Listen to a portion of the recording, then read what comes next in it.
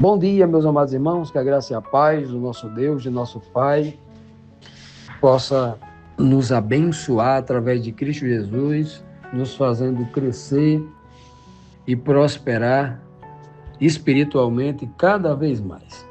Amados, vamos aqui dar continuidade ao nosso estudo bíblico diário. Vamos às duas perguntas de hoje, a pergunta 3 e a pergunta 4 da nossa lição, mas antes vamos recapitular rapidamente o que nós vimos ontem, no domingo, quando iniciamos aqui a 36ª lição do livro de Isaías.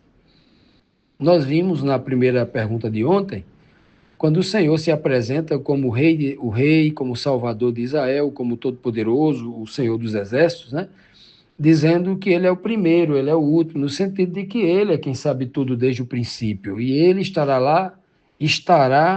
lá no final. Ele prevê o fim desde o princípio. Ele diz claramente que, além dele, não há nenhum Deus, que nunca tem ninguém igual a ele, não é? Na presença dele nunca apareceu nenhum Deus, né? E até pergunta, quem é que já anunciou o que vai acontecer? Já houve alguém desde o princípio que fizesse isso? Ele questiona, né?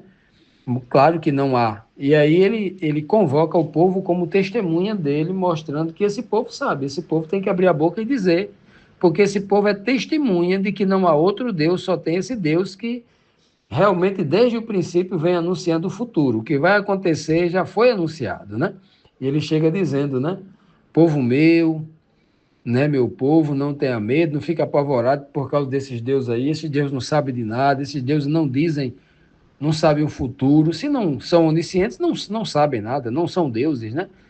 Deus sim, ele vem anunciando tudo desde o princípio, o povo de Israel, o povo de Deus, era testemunha disso. E ele pergunta, né, será que há outro Deus além de mim?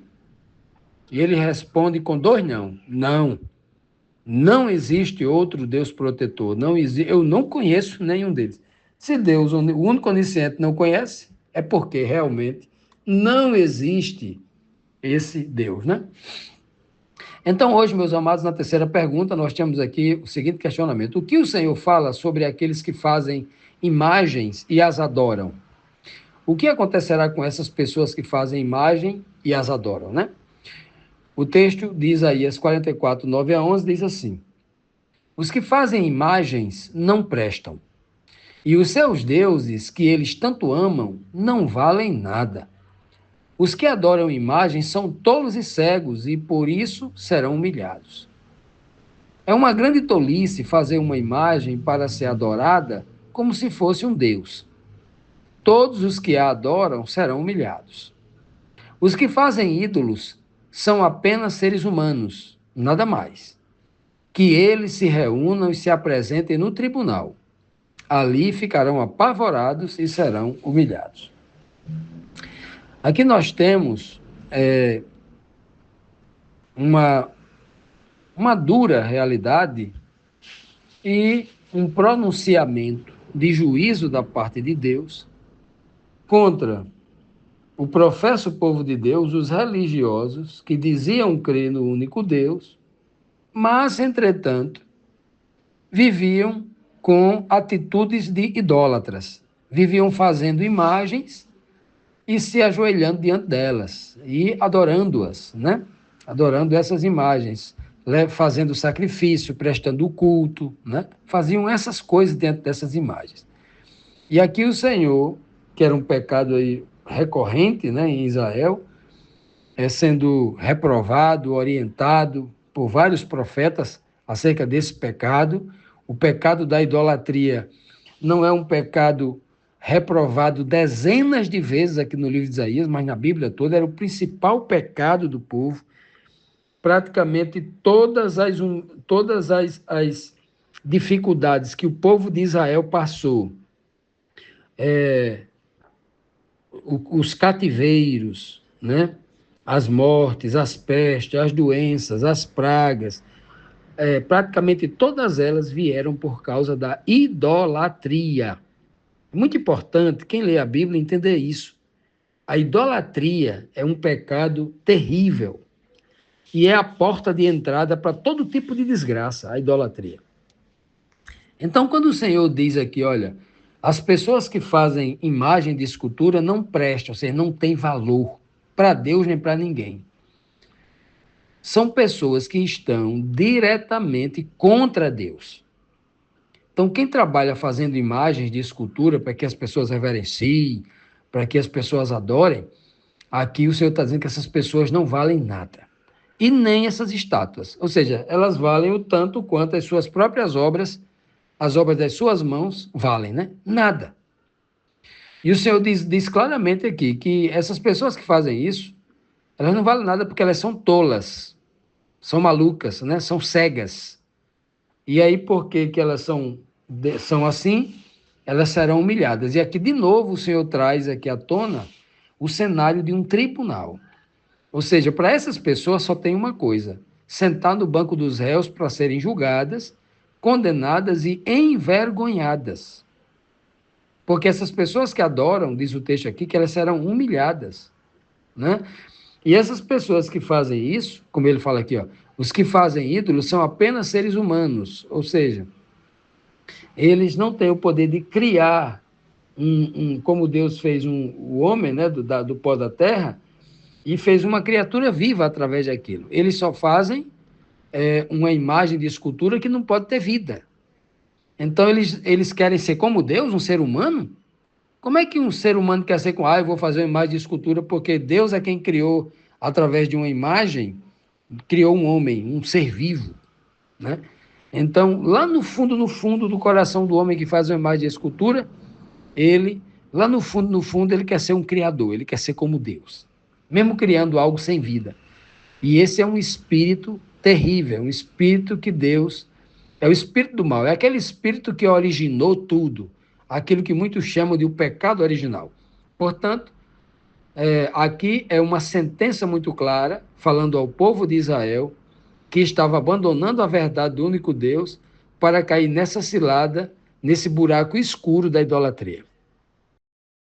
Continuando, meus amados, vamos aqui para a próxima pergunta, a quarta pergunta, que diz assim: o que é revelado sobre o ferreiro e o escultor? Mais uma tipologia, claro que o contexto aqui de ferreiro é aquele que faz a imagem de escultura a ser adorada de metal, do ferro, do bronze, etc. E o escultor é aquele que faz a imagem para adoração, que faz na madeira, que faz na pedra, o escultor, né? Na pedra sabão, né? Aquele que faz a escultura, de uma forma geral. O que é que o senhor fala sobre essas pessoas? Esses fazedores de imagens de escultura, que no texto anterior já disse que eles não são nada. Essas pessoas, melhor, essas pessoas não prestam. E essas coisas que eles fazem não valem nada, né? Então vamos ver. O versículo 12 e o 13, o Senhor diz assim, ó: o ferreiro pega um pedaço de metal, coloca nas brasas e depois, com toda a força, vai batendo nele com um martelo até formar a imagem. Ele trabalha tanto que não come, nem bebe e acaba perdendo as forças. O escultor mede um pedaço de madeira e, com um giz, desenha nele a figura do ídolo. Depois, com as suas ferramentas, ele faz uma estátua com uma forma de um belo ser humano para ser colocada num templo. Olha só que coisa, né? Parece que ele nem está falando de imagens de esculturas relacionadas às coisas, os seres que haviam nos céus, na terra, tal, mas ele fala até aqui um ser humano aqui. Então, primeiro o Senhor fala do ferreiro, depois ele fala do escultor. O ferreiro, ele diz aqui que pega, né, o ferro bruto, né, o metal bruto, ferro, bronze, não importa, né? Esquenta até ele ficar vermelho e ali, quando ele está ali maleável, ele vai, pega um martelo, começa a bater com tanta força, que enquanto ele está querendo fazer aquilo lá, usando toda a sua força, né? O Senhor diz aqui que ele está tão focado naquilo que ele não come, não bebe, trabalha até perder as suas forças. Ou seja, ele entrega tudo dele para um ídolo que não fala, que não vê, que não atende às suas necessidades. Ele entrega tudo, toda a força. Ele faz aquilo com tanta força, com tanta entrega, com tanto afinco, né? Que é como se fosse Deus. Aqui está uma informação importante que os servos de Deus devem aprender. Se a pessoa que está trabalhando para um Deus que não pode fazer nada, trabalha até perder as suas forças, não liga nem para comer, nem para beber, nem para dormir, por isso que os filhos das trevas, como diz a Bíblia, são mais prudentes que os da luz. Eles se entregam mais, eles amam a desgraça, as trevas, o mal, né? Por que os filhos de Deus também, ao trabalhar para Deus, não fazem isso? Né? Trabalha até perder as forças, sem comer, sem beber, sem dormir. Claro que aqui é uma força de expressão. Está falando aqui de dedicação. Está falando aqui de entrega total. Por que os filhos de Deus não são como esses filhos das trevas? É um questionamento importante que está implícito nessa informação. E na segunda parte, o Senhor fala aqui do escultor, aquele que vai pegar um pedaço de madeira e na madeira ele vai rascunhar ali alguns traços com o giz, para que a partir do momento ali ele pegue um martelo, uma talhadeira, um formão e saia cortando a madeira delicadamente para tentar formar ali uma imagem, né? Um olho, um nariz, uma boca, uma cabeça, um braço, uma perna, um corpo, né? De um ser humano, de uma ave, de algum astro dos céus, né? O sol, a lua, ou qualquer outra criatura que viva neste mundo. E dali ele vai dando forma, né? Até que a sua estátua fique pronta, né? Nesse caso aqui, nesse contexto, o senhor fala aqui de que ele está moldando um ser humano, né? Por quê? Porque ele está tentando criar alguma coisa à sua imagem e à sua semelhança. Olha só. Justamente como Deus fez. Por quê? Porque o contexto aqui, a mensagem é clara. O homem quer ser como Deus. Ou seja, o criador de imagens fazer isso, lá no íntimo do seu coração, lá no mais profundo esconderijo, na escuridão da sua alma, está desenvolvendo um pecado, aquele pecado original, aquele pecado que o inimigo, o diabo, falou assim lá nos céus. Eu subirei às mais altas nuvens e serei semelhante ao Altíssimo. Eu serei semelhante ao Criador. E parece que o ser humano herdou isso do diabo, né? Do pai deste mundo, o pai da mentira, né? Que e não é à toa que quando ele enganou Adão e Eva, né? Foi que ele disse para Eva, a primeira que ele enganou, o que é que ele disse? Tu serás como Deus. Olha só. Parece que de lá para cá, essa imagem, essa voz fica ecoando, né? No inconsciente das pessoas, e as pessoas fazem isso para serem vistas, serem reconhecidas, serem aplaudidas, para serem realmente vistas como criadoras, né?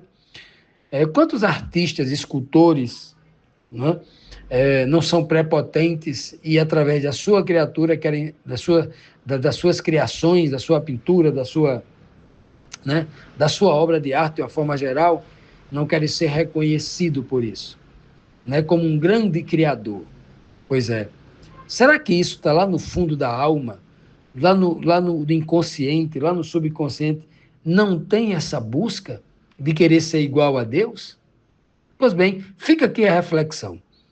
Nós precisamos reconhecer quem nós somos e reconhecer e conhecer quem Deus é, para que todas as coisas estejam nos seus devidos lugares. Aí reside a verdadeira sabedoria.